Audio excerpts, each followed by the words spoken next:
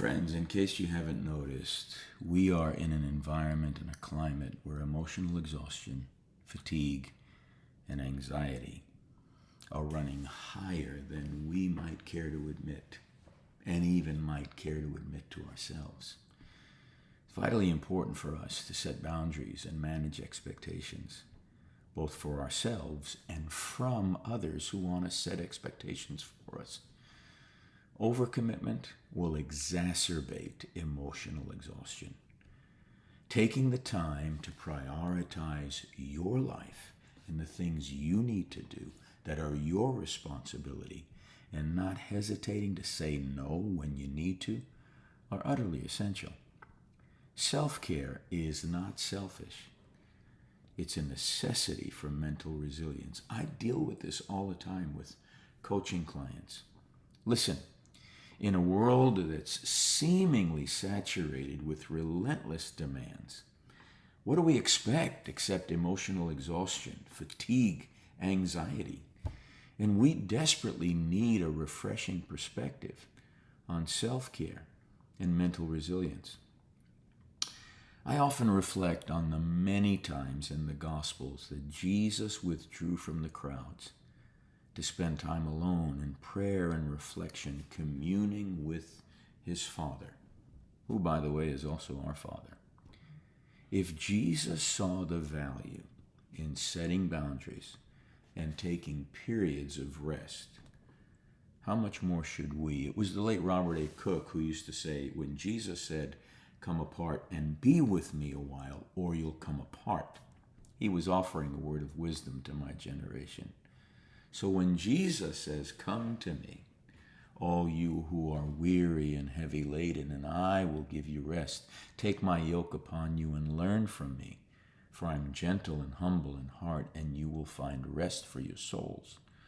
For my yoke is easy and my burden is light." He's not merely calling us to physical rest. He's calling us to a much deeper spiritual, psychological, emotional, total rest from the inside out. When Eugene Peterson wrote the Message Bible, he refers to this as learning the unforced rhythms of grace. I want to suggest that Jesus in this passage is offering a refuge where our psychological, emotional, and mental burdens can be laid down in exchange for a peace that transcends all understanding. Overcommitment isn't just a schedule issue. It's a heart issue. Often, the inability to say no stems from our deepest fears. What are they? Fear of disappointing others, fear of rejection, or even fear of our own anxiety. At what point are you and I ready to embrace the truth that our worth isn't dependent on our productivity or on the approval of others? We're told that grace and truth are realized in Christ. Grace and truth go together. Listen carefully. There's no grace for a lie. So when we lie to ourselves or hide from the truth, there's no grace. There's no grace. There's no internal empowerment for that.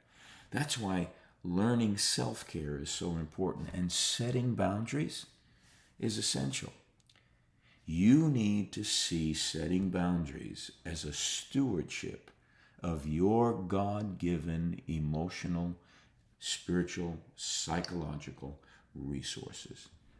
Managing expectations, both your own and the expectations of others, isn't a sign of weakness. It's a sign of wisdom. It's a recognition that you're not God, that you have limitations, and that's really okay. At some point, we have to come to the realization and the experience of grace as being sufficient for us, even in our weaknesses.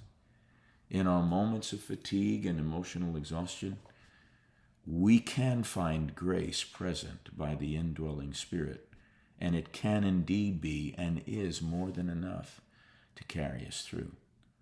What we have to do, however, is to take a step back and notice, observe the way we're allowing our energy to be drained and how we are allowing our resources to be depleted. You have to learn how to take a step back and detach and learn how to observe what's going on so that you can create a space, physically as well as emotionally, for replenishing and rejuvenating. Again, I know I sound like a broken record. Self-care is not selfish. There's sound wisdom in knowing how to care for your own soul. In the coaching profession, we call it being soulful. It's a necessary practice that enables you and I to serve others more effectively. How can you give to others when all your resources are spent? So how do we regain mental and physical resistance? I was impacted years ago by the work of Jim Loehr and Tony Schwartz on energy management and the dual nature of stress. So there's good stress and there's distress, eustress and distress. Often we think of stress exclusively as a negative force, a destructive element that hinders our well-being. However, stress has a dual nature. It can be positive and motivating, and that's known as eustress or good stress. Eustress pushes us to adapt, to evolve, and to seize opportunities. Recognizing that not all stress is harmful enables us to shift our perspective and use certain stressful situations as springboards for growth. David in Psalm 4 says, "Thou hast enlarged me in my distress." So God, even in distress, can enlarge us. And then that word, "enlarged me in my distress," is tied to being in a tight place, but God making us bigger on the inside than what's trying to collapse us on the outside. And then we've got to begin to look at the importance of our perception in relationship to stress management. The way you and I perceive stress. Now we're back to observing, taking a step back. The way you and I perceive stress significantly impacts how it affects us. Two individuals can face the same stressful situation and have entirely different reactions. One may find it debilitating, the other may find it energizing. Learning to reframe stress as a challenge rather than a threat can help us to harness it as a positive force. This is called cognitive reframing. It's the way you change your cognitions, your thoughts, and frame it differently.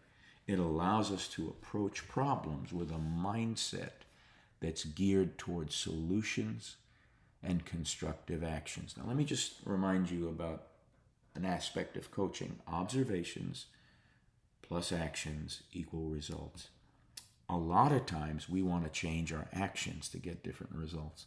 Knock yourself out. If you don't change your observations, you won't change your perceptions. If you don't change your perceptions, you won't change your interpretations and your self-talk, which means no matter what actions you take, you're going to still get the same result. You've got to change the way you see the situation. That's all about reframing. Energy is a finite resource. In modern life, it's really tempting for us to believe we can push ourselves indefinitely. Multitasking and perpetually adding to our to-do list. Now, I have very little confidence in people that claim they can multitask for many reasons. I've been in the people helping business for 50 years now. I have real questions about whether or not multitasking is really, really true. Energy is a finite resource. Effective energy management involves not only how we expend energy, but how we recharge. Learning how to become aware of what's going on. Practicing the presence of God. Being present to God, present to the moment, and present to what's going on in the moment. Contemplative prayer. Meditation on Scripture. Coming apart and being alone in solitude and practicing what Elisha says to the sons of the prophets in 2 Kings 2 when he says, "Yes, I know, be still." It's literally practice watchful silence. Psalm 46 verse 10, "Be still and know I'm God." You can't know until stillness is an internal posture. And so all of those kind of spiritual disciplines can help us manage eustress and distress more effectively.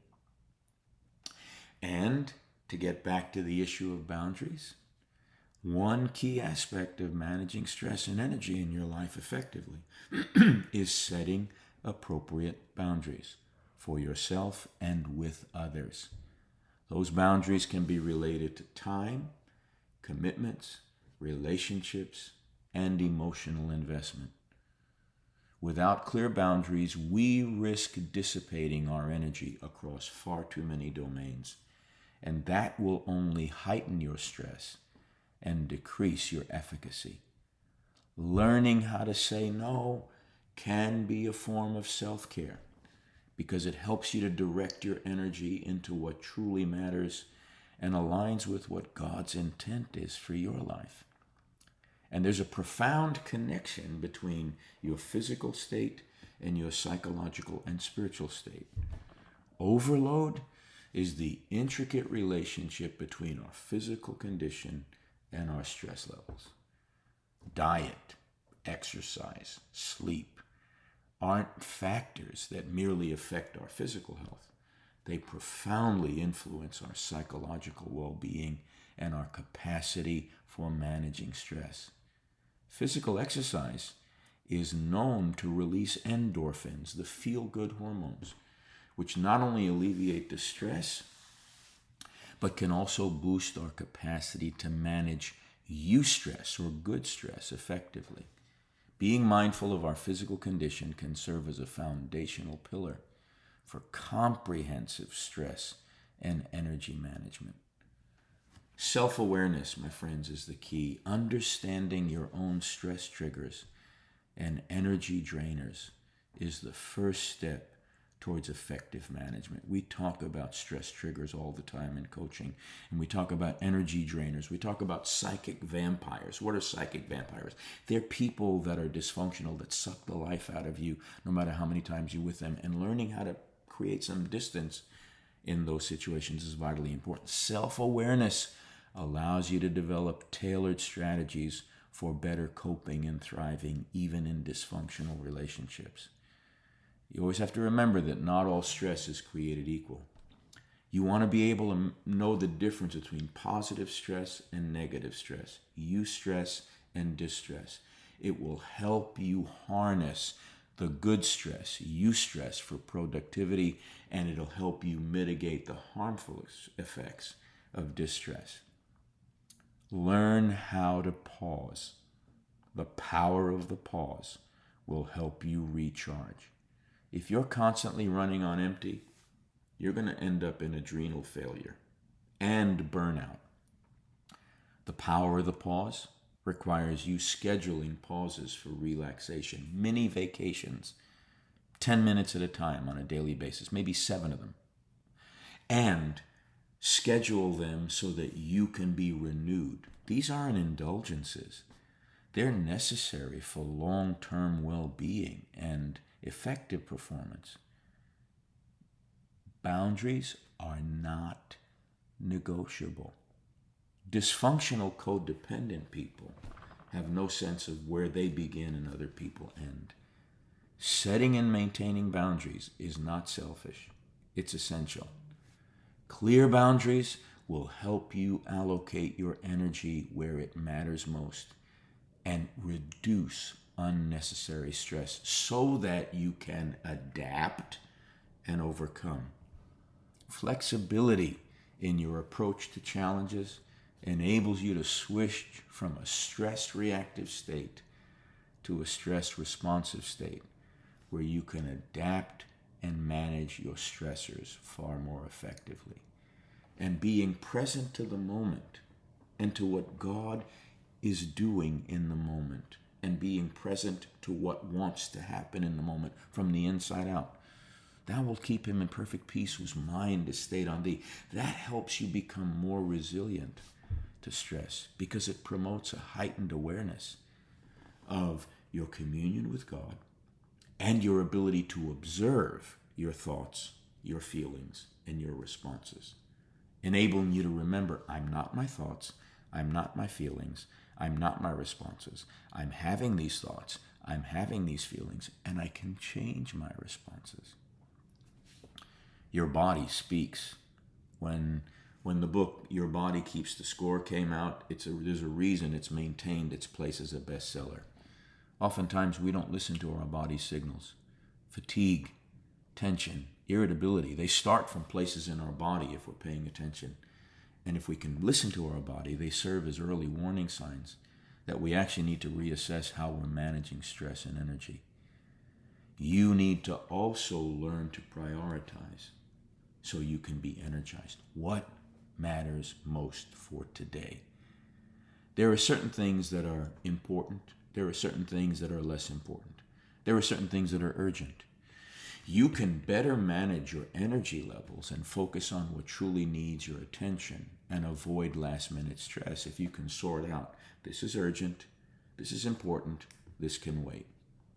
And here is something really important in the rapid-paced, accelerated change culture we live in. We know that technology can simplify our life and enhance productivity, but it can also be a significant source of stress and an energy drainer. Manage your relationship with technology wisely. And listen, you can't underestimate the value of a strong support system. Relationships can serve as buffers against stress and provide mental and emotional sustenance, helping you better manage your energy. And usually when we're overwhelmed and emotionally exhausted and fatigued and anxious, we can easily get despairing and depressed. And instead of honoring our relational capacity, we isolate, and it only makes things worse. Be around people that boost you, that strengthen you, that love you, that care for you. I trust this will serve as a coaching opportunity to help you assess how to manage your energy, how to come apart and commune with God, and how then to learn how to be present to God and present to the moment, and learn how to be an observer before you're a reactor. It has a profound ability on your energy levels and on how you are both being and becoming at the same time.